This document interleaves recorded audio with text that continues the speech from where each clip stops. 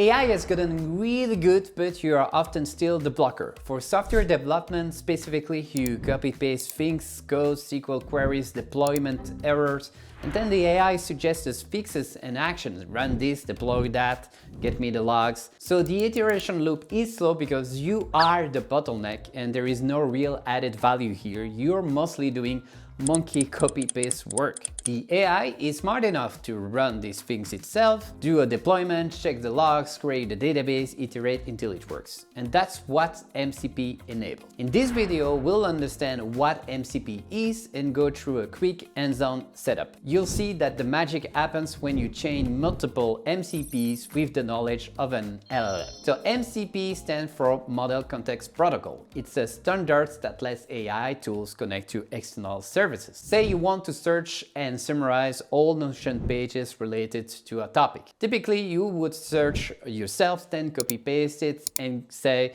give me a one-pager summary. With the Notion MCP, the AI can read your documents directly and even creates new ones. No downloading, no copy-paste, you just say summarize all your work that has been done on a topic, example docs, and it does it. Same with databases. The AI writes you a query, you run it, it fails, you copy the error back, get a fix. It's slow. With an MCP, the AI can run the query itself, see it fail, fix it, and keep iterating until it works. And it's not just about avoiding copy-paste. It's about the AI can now act on tools directly, see what's happening, and keep trying until it succeeds. So that feedback loop is the superpower. MCP was created by Anthropic, the company behind Claude, in November 2024. The idea was simple. Every AI tool was building its own Notion integration. For example, its own Slack integration, its own everything. ChatGPT has one, Claude has one. So MCP said, let's make a standard. The community, or mostly the owner, here Notion for the Notion MCP example, builds one MCP server, and now Claude, ChatGPT, Cursor, whatever, can directly connect and use it as a superpower tool. Something important to mention, in December 2025, Anthropic donated MCP to the Linux Foundation, specifically the new Agentic AI Foundation, the same foundation that stewards Kubernetes and PyTorch. OpenAI, Google, Microsoft, AWS all joined as founding members. So this is now becoming slowly the industry standard for LLMs to connect through tools. But what exactly is the protocol definition? And you want to stay with me because as an user, you'll give access to various things. So better understand which power you give to your AI before they take all over. So when you install an MCP server, you're giving your AI access to specific capabilities.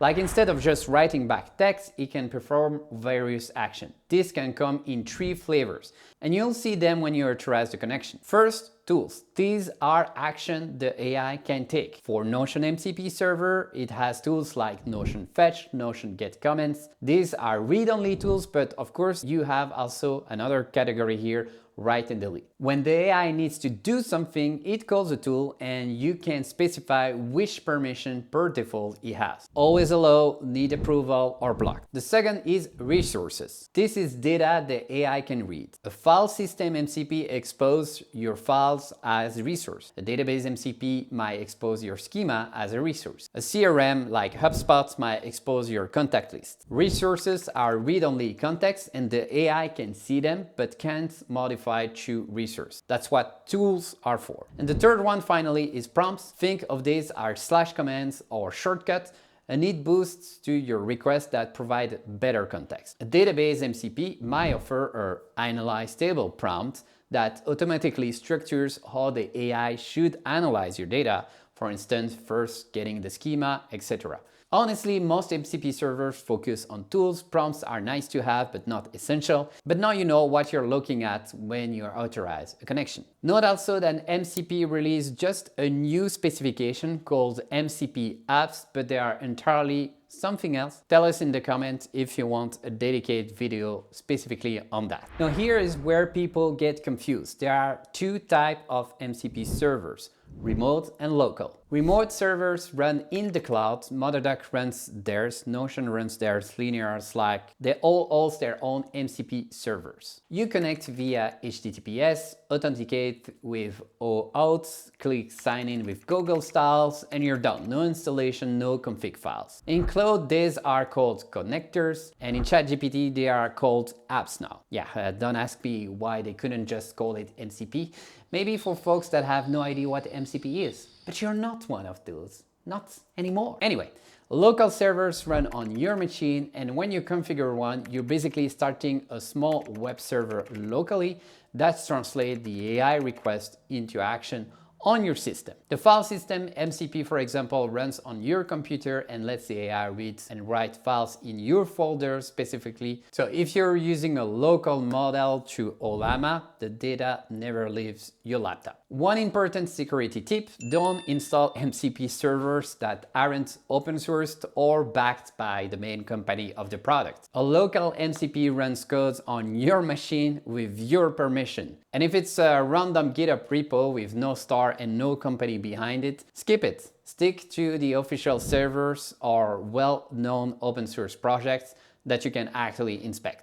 Stay safe. All right, so how to set them up? Okay, so no more copy-paste monkey work. 2 ways to add MCP server. Let's show you both. One way is to go and click the like button and subscribe, and ta-da, your MCP is installed. I'm just kidding. Or no.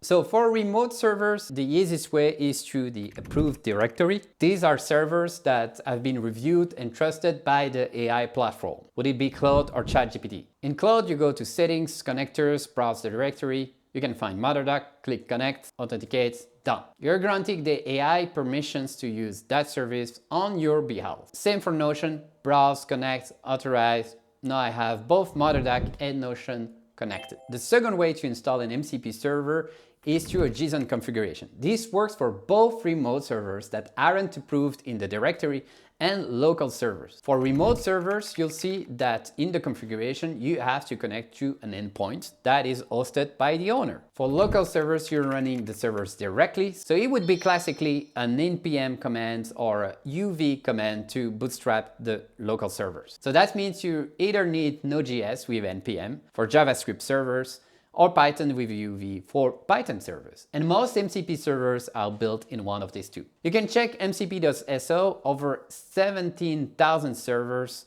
are there. All right, let's see what it actually enables. I work in DevRel at MotherDuck, and part of my job is tracking what people say about us and MotherDuck on various things like Hacker News. You know, helping people when there is confusion. So normally you search your Hacker News, open threads, read the comments, take notes, copy doc, but you actually can do that in just one prompt. I've connected 2 MCP servers, MotherDuck, which has a public dataset with the entire Hacker News history, more than 50 million posts, and Notion for creating documents. So watch what happens. So this is my first initial prompt, not that much complicated, asking to create a report of comments that I can act on. So first, he's gonna call MotherDuck, running SQL across the 50 million rows dataset. It finds the post mentioning DuckDB and MotherDuck, get the top discussion, pulls the comments. Now here is where the LLM does its thing. It's not just moving the data, it's reading these comments and understanding them. Oh, this question is about S3 caching and it's not answered. This one is a misconception about scale. We should correct it. This is a feature request about ducks. And now it calls Notion to create the report. One prompt, 2 MCP servers. So now you see the power of combining 2 MCP with an LLM. And I have a document ready to share with my team. That's it. Now go play around, install one MCP, the MotherDuck one, the Notion, or whatever fits you. See what you're doing as a copy paste and if there is actually an existing MCP. And yeah, now get the hell out of here and go build something. Cheers.